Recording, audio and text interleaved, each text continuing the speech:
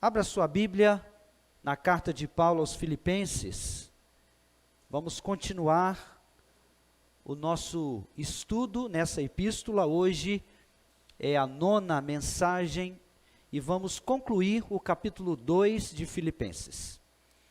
Por favor, abra em Filipenses capítulo 2 e me acompanhe na leitura que farei do verso 12 até o verso 18. Filipenses 2, de 12 a 18. Como estão, permaneçam, eu farei a leitura e eu peço que você me acompanhe na versão que você tem disponível em suas mãos. Diz assim a palavra do Senhor, começando com o verso 12. Assim, pois, amados meus, como sempre obedecestes, não só na minha presença, porém, muito mais agora na minha ausência, desenvolvei a vossa salvação com temor e tremor, porque Deus é quem efetua em vós tanto o querer como o realizar, segundo a sua boa vontade. Fazei tudo sem murmurações, nem contendas, para que vos torneis irrepreensíveis e sinceros, filhos de Deus inculpáveis no meio de uma geração pervertida e corrupta, na qual resplandeceis como luzeiros no mundo, preservando a palavra da vida, para que no dia de Cristo eu me glorie de que não corri em vão, nem me esforcei inutilmente. Entretanto, mesmo que seja eu oferecido por libação sobre o sacrifício e serviço da vossa fé, alegro-me e com todos vós me congratulo. Assim vós também, pela mesma razão, alegrai-vos e congratulai-vos comigo. Quero pedir para projetar o slide. Pode passar, o próximo. Quero fazer aqui um esquema para que você consiga, ao visualizar, acompanhar melhor a exposição do texto de hoje, tá bom? Então vamos lá. Nós estudamos no capítulo 2, versículos 5 a 11, sobre o exemplo de Cristo. A igreja dos Filipenses estava passando por problemas gravíssimos, problemas internos, como falta de comunhão, quebra da unidade, problema com o orgulho, com o egoísmo que estava dividindo-os. E Paulo então exorta os seus irmãos e amigos filipenses para que eles pensassem como Cristo, para que eles agissem como Jesus Cristo. Então Paulo colocou o exemplo de Cristo, que é o exemplo de esvaziamento, de humilhação e, por conta disto, de exaltação. E o versículo 12, que começamos semana passada, pode passar, Paulo então continua desenvolvendo esse raciocínio. Cristo é o exemplo, ele é o modelo, então ele dá um direcionamento. Eles deveriam obedecer agora, desenvolvendo a sua salvação. Eles eram salvos em Jesus Cristo, mas a obra da salvação não tinha terminado, pelo contrário. Eles deveriam então viver a vida cristã rumo ao seu aperfeiçoamento. Então, desenvolver a salvação fala de caminhar rumo à maturidade espiritual. Fala da santificação progressiva, do aperfeiçoamento que temos progressivamente em Cristo Jesus, tendo como alvo o nosso crescimento, o nosso desenvolvimento deve ser à altura de Cristo, devemos ser como Cristo, a imagem de Cristo, é o que Paulo põe diversas vezes no Novo Testamento. Então essa é a orientação, e a pergunta é como fazer isso? Como desenvolver a salvação? E Paulo fala no verso 12 que é com temor e tremor, é com um espírito humilde, com um coração quebrantado diante dele, completamente submisso ao senhorio de Cristo. E a próxima pergunta é, mas é possível mesmo? E nós vimos, então, no verso 13, que sim, é possível, porque é Deus quem opera em nós, tanto o querer como o realizar, Falando a mesma coisa em outras palavras, é possível desenvolver a salvação, é possível caminhar progressivamente na santidade, porque é Deus quem põe o seu desejo no nosso coração e ao mesmo tempo é Ele quem nos dá a capacidade, a condição de obedecê-lo e então crescer. É completamente possível. Pode passar. Então, nós vamos começar a partir deste ponto hoje. Se é possível, e é possível, então nós vamos ver o impacto prático em nossa vida quando desenvolvemos a nossa salvação. Ou seja, Paulo apresenta aqui duas áreas que devem ser transformadas pelo impacto da ação do Evangelho na nossa vida. E a primeira, pode passar, pode colocar logo as duas, volta um pouquinho. Transformação, primeiramente transformação interna, ou seja, a nossa vida tem que mudar nos nossos relacionamentos com os nossos irmãos, como igreja, porque este era o problema dos filipenses. Então, eles tinham que mudar, e Paulo diz, tem que cessar a murmuração, tem que cessar a contenda, a divisão, a reclamação, a competição, isso tudo tem que cessar como resultado de um coração que está se esforçando em desenvolver a sua salvação, olhando para o exemplo de Cristo. Mas também, além da transformação interna nos relacionamentos, também há a transformação externa, ou seja, o testemunho no mundo, e Paulo fala no versículo 15, então, que nós devemos viver desta maneira, de forma irrepreensível, sincera e inculpável, no meio de uma geração perdida, perversa. Pode passar. E ele diz então no verso 15 que nós devemos viver assim nesse mundo, brilhando como luzeiros que iluminam as trevas deste mundo perdido, deste mundo caído. E ele, pode passar, ele nos dá o meio, no verso 16, ele diz que é através da palavra da vida, que é a palavra de Deus. Somente através da palavra de Deus nós poderemos então desenvolver a nossa salvação, experimentando o impacto nos relacionamentos, ou seja, na igreja, mas também fora da igreja, sendo uma bênção, uma luz neste mundo em trevas. E para concluir, Paulo responde à pergunta, alguém poderia dizer, mas seguir o exemplo de Cristo, isso é mesmo possível? Cristo se humilhou, se esvaziou, porque afinal ele era Deus. Então Paulo termina o capítulo 2, dando-nos 3 exemplos humanos, de como é possível desenvolver a salvação, seguindo o modelo de Cristo. Ele fala dele mesmo, ele fala de Timóteo, e ele fala de Epafrodito. Pode deixar esse esquema aí. Então nós vamos caminhar, irmãos, nesse esquema. Vamos entender mais detalhadamente o que Paulo está dizendo. Mantenha a sua Bíblia aberta, por favor. Vamos começar com essa pergunta: como é que a salvação desenvolvida impacta a vida? Como é que alguém que caminha seguindo o exemplo de Cristo na sua vida cristã, como é que isto impacta a vida? Ou o evangelho não é aplicável, ou o evangelho é um conjunto de conceitos, de valores, que ficam aqui num emaranhado mental, mas não desce para o coração e consequentemente não transforma a vida. Não, sabemos que não. Sabemos que o evangelho é o poder de Deus que transforma a vida de todo aquele que crê. E Paulo então, atento a isso, ele explica o impacto na vida. Em primeiro lugar, Paulo aponta então para a transformação interna, nos relacionamentos como igreja. Como eu falei, os filipenses estavam com problemas vitais, em áreas vitais da sua vida como igreja. Unidade comprometida, divisão, o egoísmo tomando conta, brigas. E Paulo então está dizendo, olha, vocês precisam desenvolver a sua salvação, viver à luz do exemplo de Cristo, porque esta área, o seu relacionamento com a igreja tem que mudar.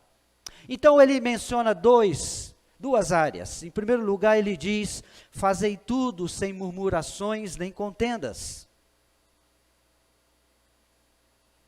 Como igreja, eles deveriam demonstrar a sua salvação por intermédio dos seus relacionamentos. E em primeiro lugar, isto sem murmuração, é isso que ele diz aqui no versículo 14.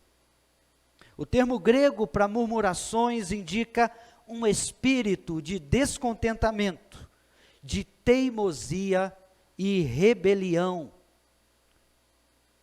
O mesmo que caracterizou os israelitas no deserto.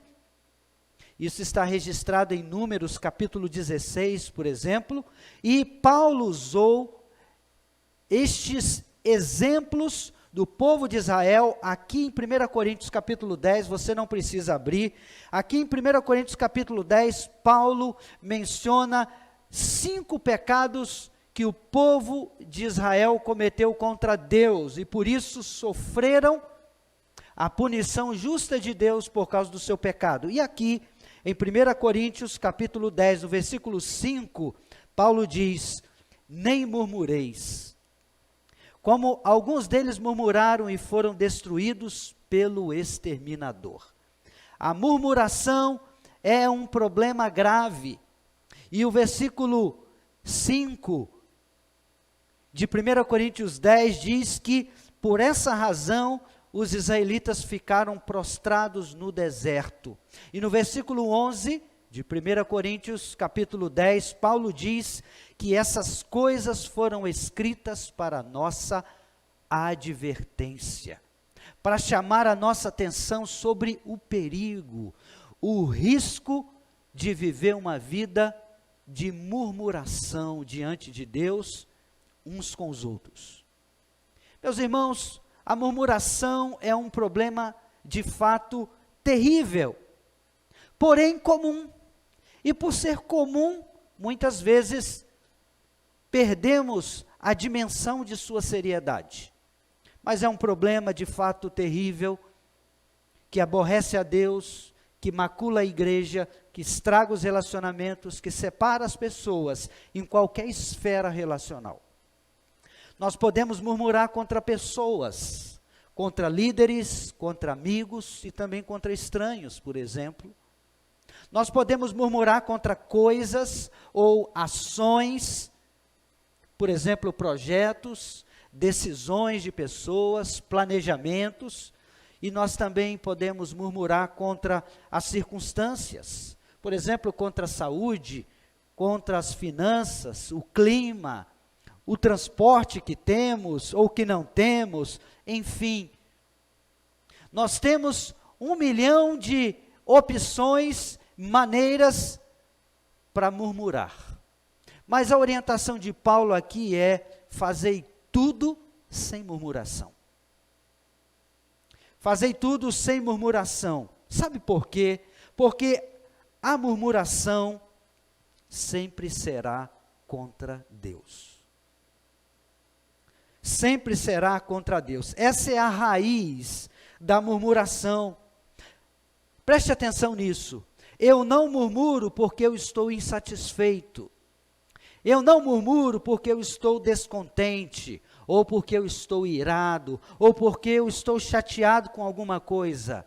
Não é por isso que eu murmuro. A realidade é outra. Eu, no meu coração, estou insatisfeito. Eu, no meu coração, estou descontente, estou irado, estou chateado, e por isso eu murmuro. Causa consequência. Portanto, a murmuração é um problema do coração. E Deus aborrece a murmuração porque ela revela um coração obstinado, orgulhoso, descontente com Ele, em primeiro lugar, e então a gente reflete isso sobre as pessoas, sobre as coisas e sobre as circunstâncias. Paulo falou do temor, que o temor é o meio de se desenvolver a salvação, porque o temor revela um coração rendido e satisfeito com Deus. Mas a murmuração é o contrário. Ela revela um coração rebelde e insatisfeito contra Deus. E é por isso que ela não pode ter lugar no nosso arraial. A murmuração não pode ter acolhida no coração do salvo em Jesus Cristo.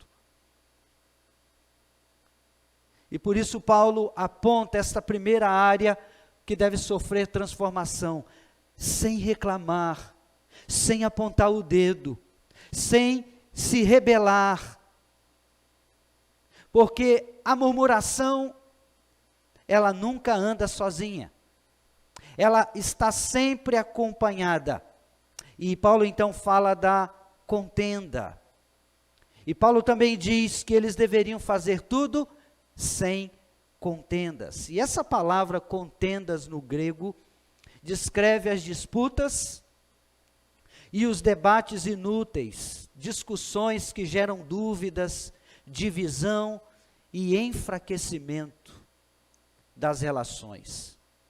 Mas também tem uma conotação legal de dissensão, de litígio, o que inclusive sugere que os filipenses estavam apelando até para tribunais pagãos a fim de resolverem as suas diferenças. Imagine, o clima na igreja dos filipenses estava tão comprometido, a coisa estava tão séria, que a indicação aqui na palavra, no original que Paulo usa, é esta, a ideia de que eles estavam recorrendo a tribunais pagãos para resolver o seu problema interno.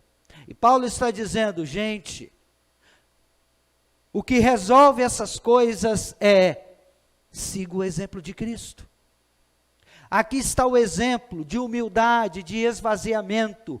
O exemplo de Cristo é para ser copiado, e a partir disso então, desenvolvam a sua salvação. E uma salvação em desenvolvimento, ela impacta as áreas da nossa vida, e uma delas são os nossos relacionamentos, e então, contendas. Não podemos ter brigas entre nós, não podemos ter competições entre nós, porque essas coisas são resultado da sabedoria humana que Tiago fala no capítulo 3.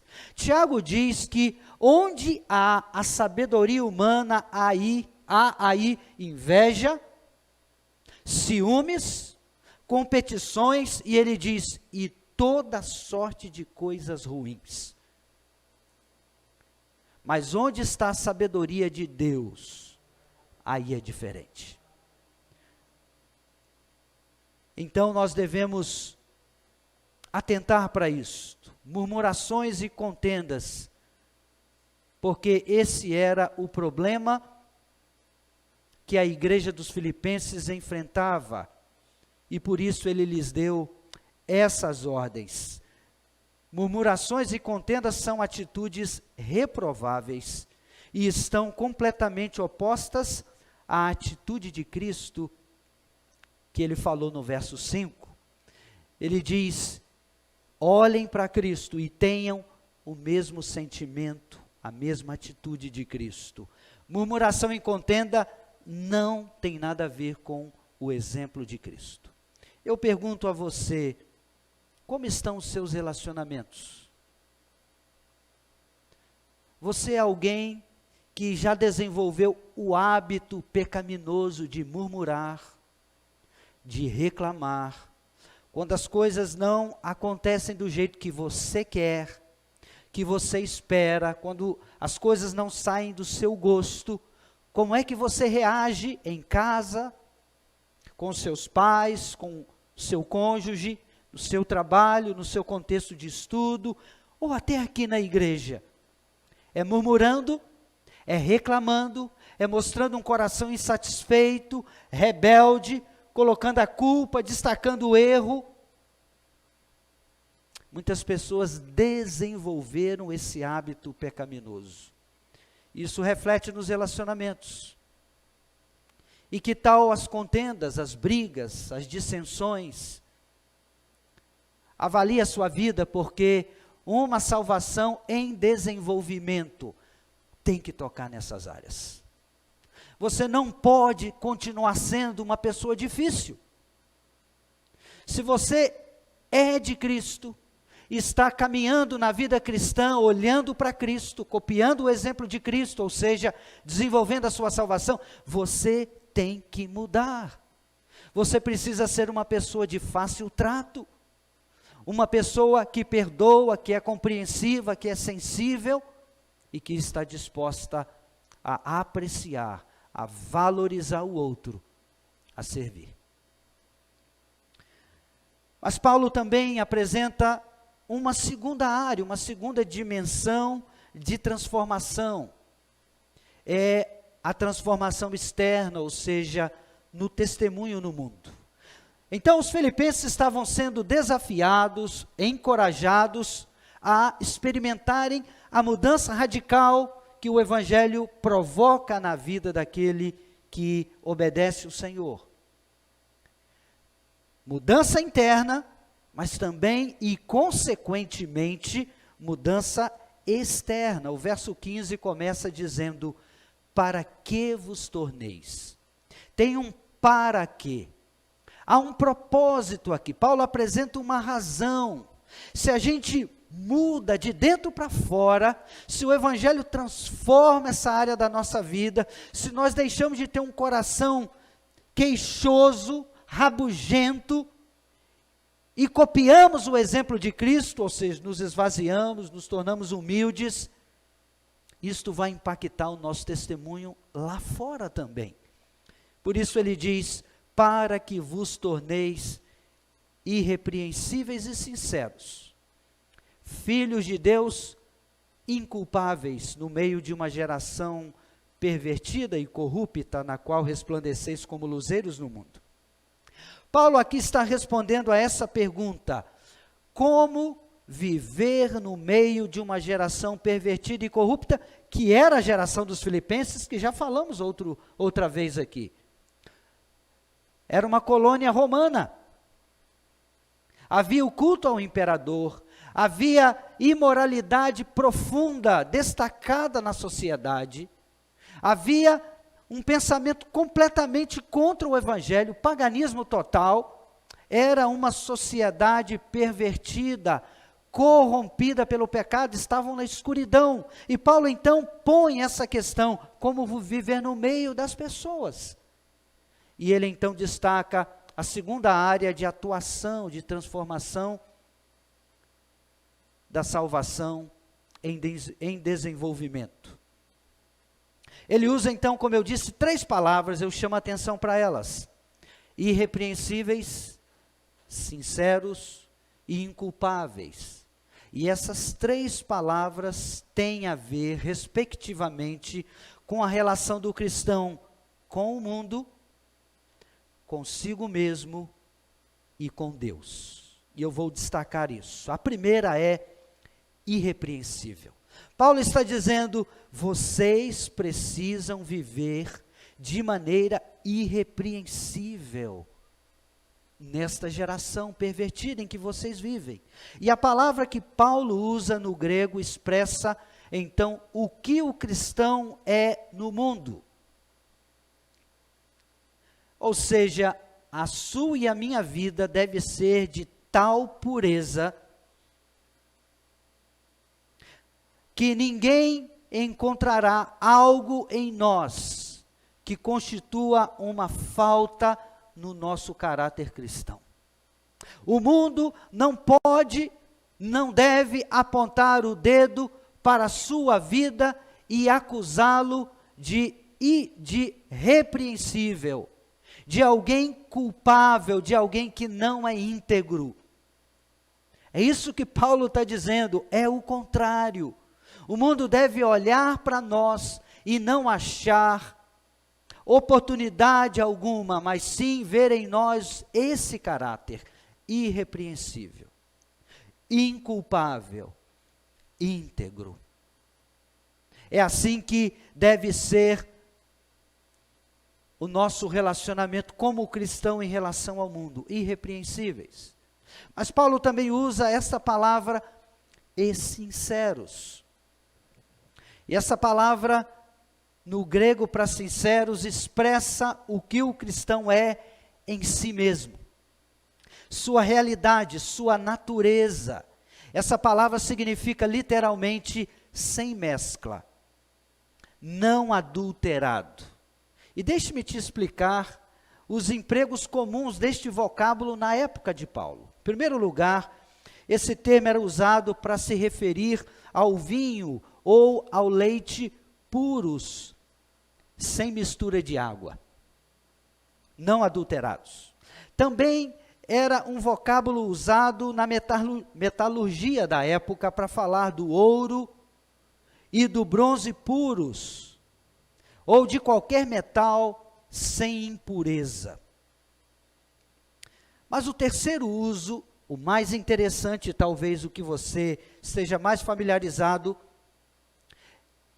é para o barro puro utilizado na fabricação de vasos. Nos tempos antigos, alguns oleiros cobriam de cera as trincas dos vasos e enganavam assim os compradores. Fazia o vaso secava, mas porque o barro não era puro, aquele vaso trincava, tinha aquelas rachaduras. E o que eles faziam então? Passavam uma cera ali. Mas quando esses vasos eram expostos ao sol, a cera derretia e logo apareciam os defeitos. Então, os compradores passaram a exigir dos vendedores, dos oleiros, vasos sem cera, sem disfarce. Daí foram cunhadas essas palavras, sincero e sinceridade, ou seja, sem cera. E que o que Paulo está dizendo aqui é sincero. Um cristão sincero fala de uma vida sem hipocrisia, sem disfarce, sem máscara. E é assim que ele deve ser. E assim viver no meio desse mundo. Eu pergunto a você, há alguma cera aí? Se a sua vida for exposta ao sol da justiça que é o Senhor, haverá algo derretendo? Há algum cristão aqui usando uma máscara para maquiar suas falhas morais, suas falhas de caráter? Esse é o apelo de Paulo, essa é a sua exortação. Uma vida que olha para Cristo, está comprometida com Cristo para desenvolver a sua salvação à luz de Cristo, para viver de maneira parecida com Cristo, deve viver neste mundo de maneira sincera. Sinceramente, sem hipocrisia, completamente íntegro, sem nenhuma mistura. E em terceiro lugar, Paulo diz que eles deveriam viver como filhos de Deus inculpáveis. A palavra grega para inculpáveis descreve o que o cristão é na presença de Deus. A primeira palavra, o que o cristão é diante do mundo, irrepreensíveis. A segunda palavra sincera é o que o cristão é em relação a ele mesmo. A sua essência, a sua realidade, a sua identidade, sem nenhuma falsificação. E aqui, em terceiro lugar, aponta para o que o cristão é diante de Deus. Um filho de Deus inculpável. O crente em Jesus Cristo deve ter uma vida assim, pura, como um filho de Deus, a tal ponto de suportar o exame de Deus e não ser achado nele falta alguma.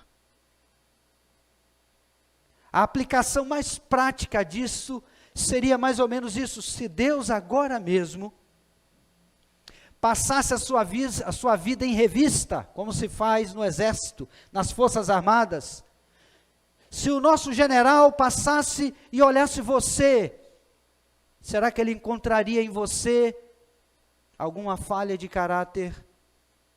Algo que não te identifica com ele? Essa é a ideia aqui. Viver como filhos de Deus inculpáveis, meus irmãos. Isto realmente merece uma reflexão de cada um. Porque, como eu falei no início, a palavra de Deus ela é totalmente aplicável. Nós não devemos ser apenas ouvintes da palavra, mas sim, Tiago diz, praticantes da palavra. O que precisa mudar na sua vida como resultado do impacto de um coração quebrantado diante de Deus e que está se esforçando para viver à luz do modelo que é Jesus Cristo, desenvolvendo a sua salvação? O que precisa mudar? E Paulo então usa uma ilustração prática para responder aquela pergunta que eu coloquei no início. Como viver no meio de uma geração pervertida e corrupta? Então Paulo, ele fala aqui no versículo 15, na qual, falando da sociedade, do mundo, na qual resplandeceis como luzeiros no mundo. A nossa maneira irrepreensível, sincera e inculpável, copiando Cristo, de viver neste mundo, deve ser ilustrada desta forma: somos um luzeiro.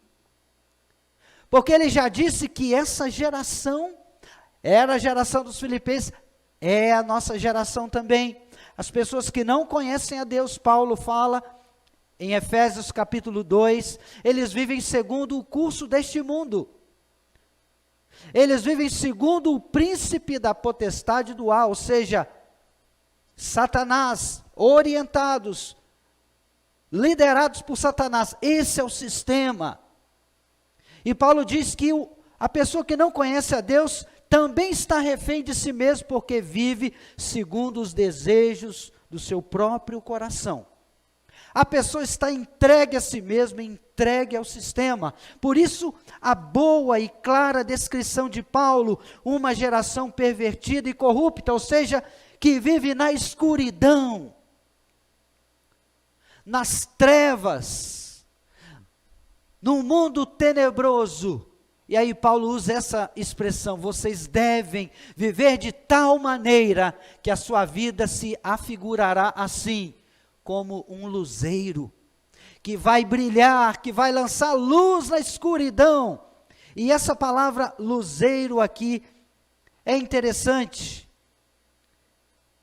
A nova Bíblia Viva diz assim, aqui no verso 15: brilhem entre eles como as estrelas do universo. Os filipenses são exortados a brilhar como astros celestes em uma sociedade em trevas, em um mundo tenebroso. E esta exortação se aplica a você e a mim. E é importante, meu irmão em Cristo Jesus, ressaltar que a vida cristã, ela não pode ser vivida em uma estufa espiritual. A vida cristã não pode se resumir a esse espaço confinado aqui do templo. Aqui a gente fala direitinho, aqui a gente age direitinho, aqui a gente trata uns aos outros direitinho, mas quando a gente sai por aquele portão, lá no mundo, a gente vive de outra maneira. Não! A vida cristã não pode ser vivida numa redoma de vidro, onde a gente está vendo tudo lá fora, mas nós estamos protegidos do mundo e o mundo também está protegido de nós. A vida cristã não é isso, mas Paulo diz, na qual resplandeceis. Ou seja, é para brilhar o brilho da glória de Deus, é para resplandecer o brilho de Cristo no meio da geração pervertida e corrupta. No meio das pessoas, onde a gente trabalha, nos lugares onde passamos, é para as pessoas verem que nós somos diferentes. E ser diferente não significa que somos melhores, que temos um valor superior, não é nada disso. Somos diferentes porque temos Cristo. Vivemos a nossa vida copiando o exemplo de Cristo e por isso Cristo, o sol da justiça, reflete o seu brilho em nós, suas estrelas, a sua lua, porque esses astros não têm luz própria, eles refletem a luz do sol. O Senhor é o sol da justiça, e você e eu. Nesse mundo em trevas, nós devemos refletir o brilho incandescente do Senhor. Irmãos, nós temos que ser sal, mas não é ser sal no saleiro, isso não muda nada. É importante ser sal, mas tem que ser sal fora do saleiro. É importante ser luz, mas não a luz colocada debaixo do alqueire, ou seja, um caixote, uma vasilha. É para ser colocada no lugar alto e brilhar na escuridão, e brilhar no coração das pessoas que estão sem Cristo. Que desafio você e eu temos? E eu pergunto, é possível? É possível, nós vimos, porque é Deus quem põe o desejo do nosso coração, e é Deus quem dá condições, capacidade para você e eu vivermos à luz de sua expectativa. É possível. Mas como eu terminei a mensagem domingo passado, temor e tremor é o segredo. O temor fala de um coração rendido a Cristo, humilde diante de Deus, quebrantado, centrado em Cristo e não em nós mesmos. É possível. E Paulo diz aqui no verso 16, preservando a palavra da vida.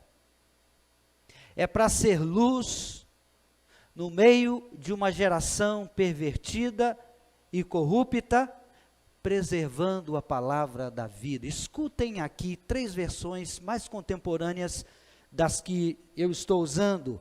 Por exemplo, a Nova Bíblia Viva diz assim: brilhem entre eles como as estrelas do universo, mostrando-lhes a palavra da vida. A NVI diz assim: na qual vocês brilham como estrelas no mundo, retendo firmemente a palavra. E a Nova Versão Transformadora diz: apeguem-se firmemente à mensagem da vida, a referência à palavra. Ou seja, a palavra de Deus é essencial no desenvolvimento da salvação. Só é possível o salvo brilhar no meio dessa geração se a palavra de Deus brilhar antes no seu coração. Pegou a ideia? Eu não tive nem o desejo de fazer um trocadilho aqui de ideias, mas essa é a verdade. Só é possível para você e para mim brilharmos nesta geração que está na escuridão espiritual, se antes a palavra de Deus brilhar no nosso coração. Sem o brilho de Deus, da sua palavra, da sua revelação na nossa vida, nós não teremos nada de bom para mostrar. Nós não teremos um padrão diferente de vida, e o exemplo é óbvio. Onde nós estamos estudando e aprendendo exatamente sobre como viver neste mundo? Na palavra. Estudando a palavra, olhando a palavra, entendendo a palavra. Sem a palavra da vida, não é possível desenvolver a salvação. Não é possível brilhar nem dentro e nem fora. É por isso que o Salmo 119, verso 105 diz, vamos falar juntos: lâmpada para os meus pés é a tua palavra e luz para os meus caminhos. A palavra de Deus é lâmpada para os pés, é luz para o caminho. Só esta palavra brilhando dentro de nós é que será possível brilhar para fora de nós. Aliás, a luz tem que brilhar em qualquer lugar. Se é luz, ela tem que brilhar em qualquer lugar. E se ela não brilhar dentro, ou seja, entre os crentes, ela também não brilhará fora, entre os incrédulos. E não era esse o problema dos filipenses? A luz deles não estava brilhando dentro, na comunidade cristã, na cidade de Filipos. Eles estavam vivendo trevas, eles estavam vivendo o pecado, as dificuldades, a rebelião, todo o resultado de uma vida autocentrada. Mas essa é a verdade. Se a luz não brilhar dentro, entre os crentes, não brilhará fora também, entre os incrédulos. Não existe essa separação, essa arbitrariedade. Ah, eu sou um bom crente lá fora, mas aqui dentro é terrível. Isso não existe. Lá fora eu sei lidar com todo mundo, mas aqui dentro eu sou uma pessoa de difícil trato. Estou sempre apontando os erros, estou sempre reclamando, estou sempre murmurando, não estou disposto a fazer, quero ser servido. Se eu sou aqui dentro assim, lá fora eu serei isso também. E eu quero caminhar para o final, apontando para nós, objetivamente, esses 3 exemplos que Paulo dá. Alguém poderia dizer, sim, Paulo, algum filipense poderia dizer, sim, Paulo, eu entendi o que você falou, mas seguir o exemplo de Cristo é difícil. Ele fez porque ele era Deus. Aí Paulo então dá 3 exemplos para mostrar que é possível para você e para mim também vivermos uma vida orientada pelo exemplo de Cristo Jesus. Exemplos humanos. E o primeiro exemplo é o do próprio apóstolo Paulo, que está aqui nos versículos 17 e 18. Paulo diz, entretanto, mesmo que eu seja oferecido por libação sobre o sacrifício e serviço da vossa fé, alegro-me e com todos vós me congratulo. Paulo está usando aqui a figura de um rito do judaísmo, mas não era só o judaísmo que tinha esse rito, o paganismo também tinha. O rito de derramar uma oferta líquida sobre o sacrifício que estava sendo oferecido no altar. O rito de oferecer, por exemplo, o azeite ou o vinho sobre o sacrifício no altar. E esta oferta de líquidos era chamada de libação. Então Paulo está comparando os filipenses como aqueles que estavam oferecendo o seu sacrifício a Deus, a vida cristã, a adoração, o coração dos filipenses como um sacrifício a Deus, a fé deles. E Paulo era então essa oferta de líquido. Ele já usou essa ilustração em outro lugar, por exemplo, em 2 Timóteo, capítulo 4, verso 6, que foi a sua outra e última prisão. Lá Paulo estava preso novamente, mas agora estava num calabouço, e ele sabia que os seus dias estavam chegando ao fim. E Paulo disse, eu estou sendo oferecido por libação, ou seja, as últimas gotas da minha existência estão sendo derramadas. Os ventos da eternidade já começam a soprar. Agora eu sei, eu estou indo para junto do Senhor. Ele usou então essa ilustração da libação. Paulo expressa a sua alegria de dar a sua vida pelo Evangelho e pela Igreja de Cristo. Ele via a vida cristã dos filipenses como um sacrifício para Deus e via sua morte a favor do Evangelho, porque ele estava preso por causa do Evangelho. Ele via isso como uma oferta sobre o sacrifício dos filipenses. Ele estava em Roma, sendo acusado pelos judeus, diante de César, e aguardava uma sentença que poderia levá-lo à morte. Entretanto, sua alma estava em festa, seu coração estava amarrado nas correntes da alegria. Por isso que ele diz: alegro-me com todos vós e me congratulo. Paulo é o exemplo de Cristo, é o exemplo de um homem que está disposto a dar a sua vida em favor dos outros, fazendo isto com toda a alegria. É possível copiar o exemplo de Cristo. Paulo mostra isso.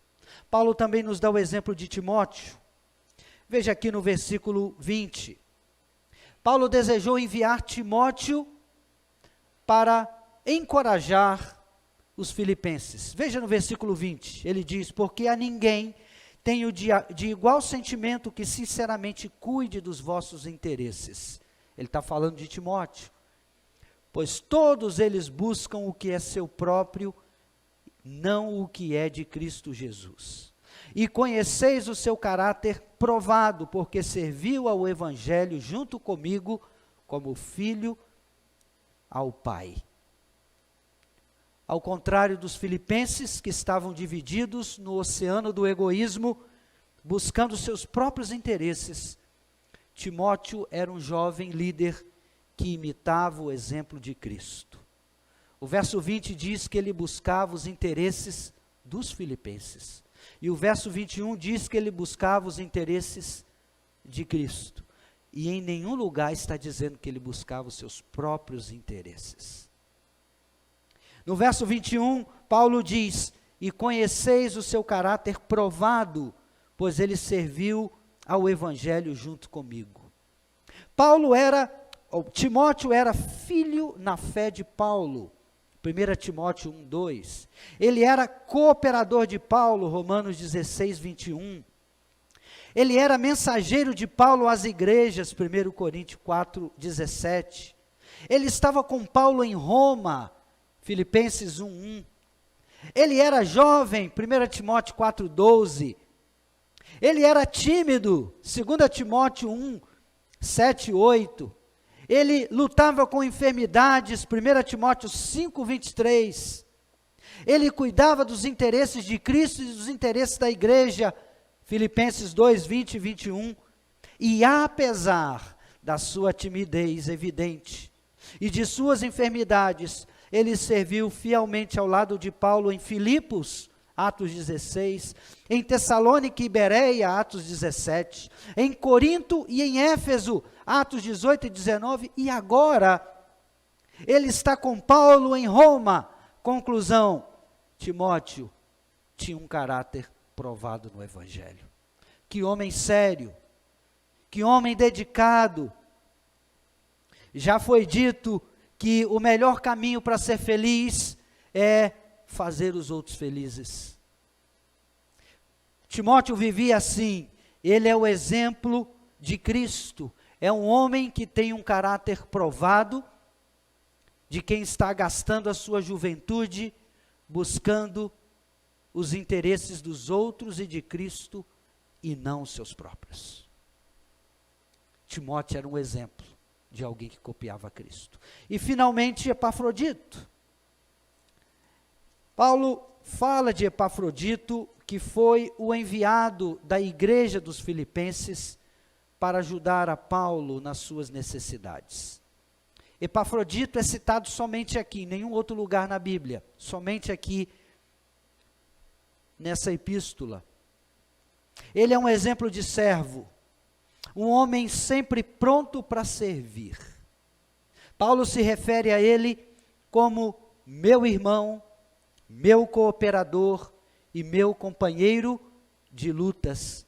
E também ele diz: vosso mensageiro e vosso auxiliar nas minhas necessidades. Note que no verso 25, 27 e 30, nós temos aqui que Epafrodito foi um homem tão pronto para servir, que ele correu riscos na sua própria vida.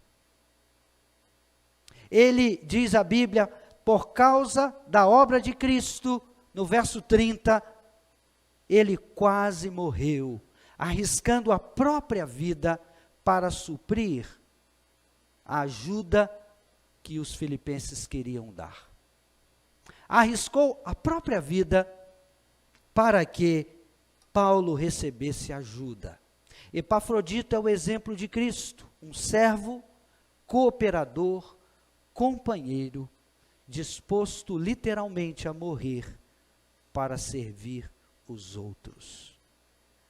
Paulo termina o capítulo 2 dando esses exemplos humanos de que realmente é possível seguir o exemplo de Cristo.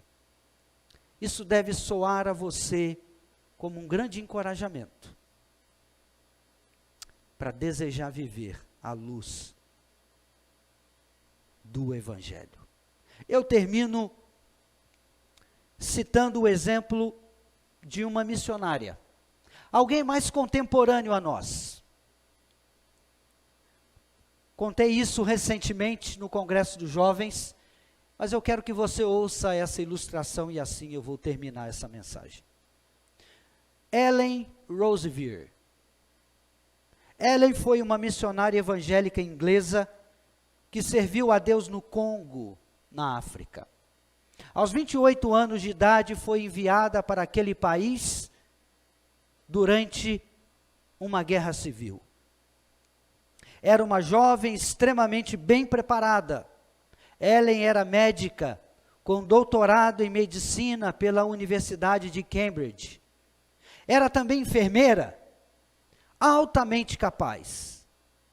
Aos 28 anos de idade, Ellen chega no Congo. E uma das primeiras coisas que ela faz, ela funda uma escola de enfermagem. Ela prepara 100 enfermeiras africanas e as espalha por todo aquele país. O ministério de Ellen, servindo os outros, revolucionou o Congo. A doutora Ellen, com paixão pelos que sofrem, percebeu que não havia nenhum hospital decente no interior do Congo naquela época. Então ela ora a Deus e recebe uma boa ajuda de sua igreja na Inglaterra, e então constrói um hospital com capacidade para 100 leitos. Mas a doutora Ellen serviu no Congo em uma época muito terrível, onde cristãos eram perseguidos, mortos e sequestrados. Ela também foi sequestrada e passou longos tempos em cativeiro e sofreu de maneira profunda. Em um diário que escreveu, naqueles dias registrou o que lhe fizeram, aspas, eles me puxavam pelos pés, batiam-me na cabeça, chutavam-me na boca, quebraram os meus dentes, me humilharam, insultaram, agrediram dia a dia. Em uma das noites, o horror ultrapassou todos os limites e eu fui violentamente abusada sexualmente. Ellen foi liberta do cativeiro e voltou para a Inglaterra, onde passou quase um ano hospitalizada, porque tinha ossos quebrados, trauma no coração e na alma. Mas depois de um ano, recebeu alta do hospital e se apresentou para a sua organização dizendo, eu volto para o Congo, porque lá Deus me quer. Seus líderes disseram, Ellen, você não pode voltar para o Congo. Veja o que te aconteceu. Ellen respondeu, Deus me quer no Congo. Eu volto para o Congo e se vocês não me enviarem, eu vou de outra maneira. Ela voltou com a mesma organização. Retornou ao Congo e, para sua tristeza, aquele hospital construído com capacidade para 100 leitos havia sido totalmente destruído. Ela recebeu recursos e reconstruiu o hospital agora com capacidade para 250 leitos. Construiu também uma maternidade, um leprosário e depois uma escola para paramédicos.